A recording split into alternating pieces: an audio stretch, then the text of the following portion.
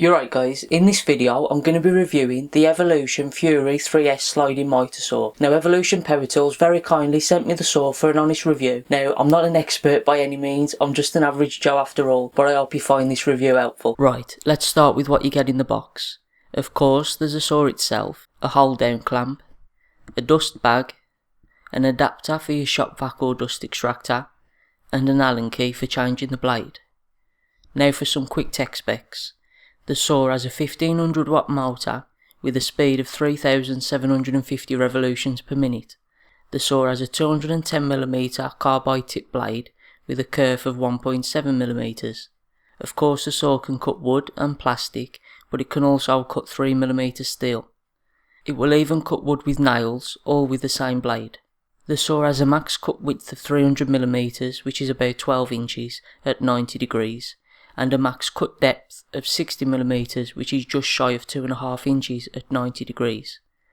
Its max cut capacity at 45 degrees is 210mm width and a 60mm depth. You can also bevel the blade on this saw, and at 45 degrees it can cut a depth of 35mm. Let's have a look at the saw itself now.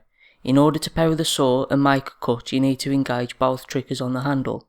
The bottom trigger releases the blade guard and allows the saw to plunge. The top trigger powers the saw on. You can turn the saw up to 45 degrees both left and right of 0 or 90 degrees. It has positive stops for the more common angles, which is brilliant. By just squeezing the lever at the front, it unlocks the ability to move the saw to the desired angle. If you require an uncommon angle, then you simply lock it into place with a knob above the lever. This saw can bevel too, and to enable the blade to bevel, you just need to loosen the lock at the back. You can then move the blade to the desired bevel up to 45 degrees, then you secure the angle in place by tightening the lock at the back again. The side extension supports can easily be added and removed with one screw on either side. On the back of the fence there's a knob you can loosen to slide the top half of the fence. You slide the fence across when using the bevel feature of the saw. There is also a knob that is used to secure the hold down clamp in place. There is space on the other side for this clamp too. The slide function of the saw can be locked or unlocked by tightening or loosening the knob on the side. A great feature of this saw is its depth stop. This is used for creating non-through cuts and grooves. By moving the small lever across, it stops the bolt from passing through, which in turn stops the blade from plunging any deeper. Moving the lever back leaves an opening for the bolt to pass through and in turn enables the blade to fully plunge. This feature lets you set up your depth stop and make through cuts without ever losing your position. Adjusting the depth stop is just a case of turning the bolt to advance or retreat it. You can lock the blade down to help with storage and transport by engaging the sprung knob on the side. The saw also has a laser guide which can be turned on and off with a small switch on top of the motor. To change the blade, you need to engage the spindle lock button behind the blade.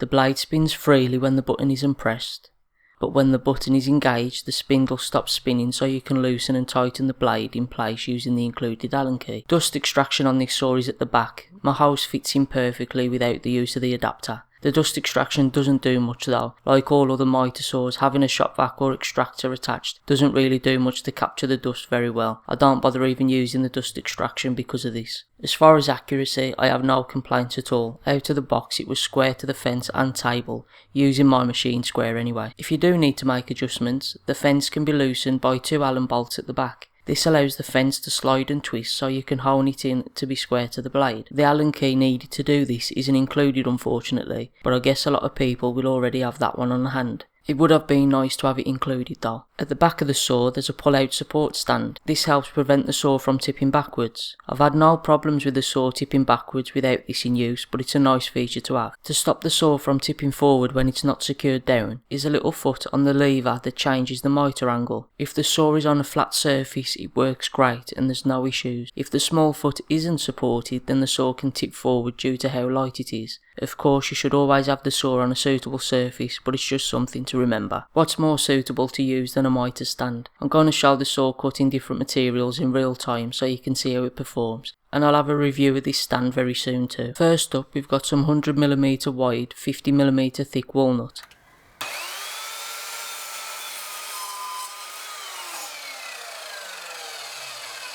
I think you'll agree that I had no trouble with that at all. Next up we have softwood with nails. All wood has a chance of having hidden nails, but especially reclaimed wood like pallets. They have a ton of nails inside. Again, the saw has no problems cutting through that.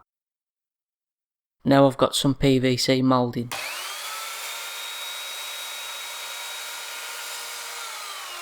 Through like butter with that one. Now to step it up a bit with some copper pipe.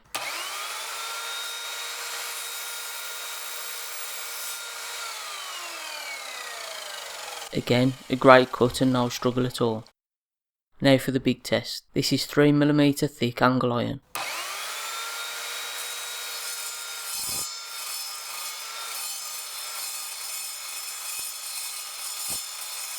I could feel a little kickback while cutting this, but I don't think the rust helped much. Still, it did produce a very clean cut and with no heat at all. Finally, let's cut some rebar.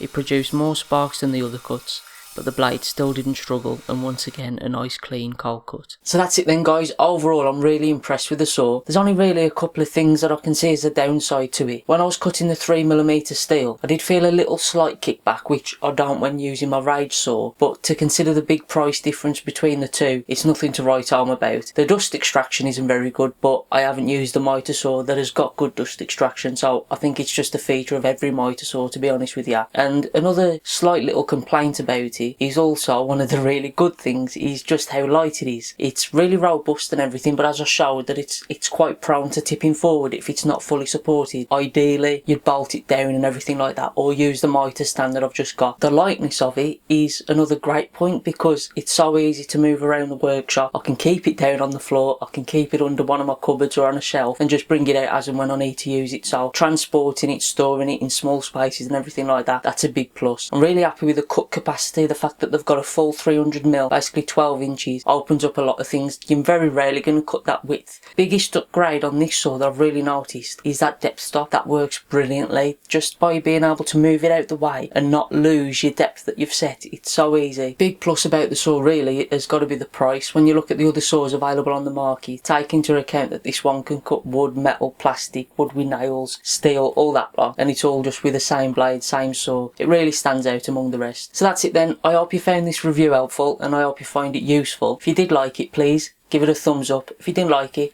give it a thumbs down. If you want to leave a comment, if you've got any questions about the saw or just anything in general, leave a comment down below. I'll reply to all comments. If you want to share the video as well, perhaps you know somebody who's in the market for a new Mitre saw, they might find this video helpful. And don't forget to subscribe to my channel as well if you're not already. Thank you all for watching again.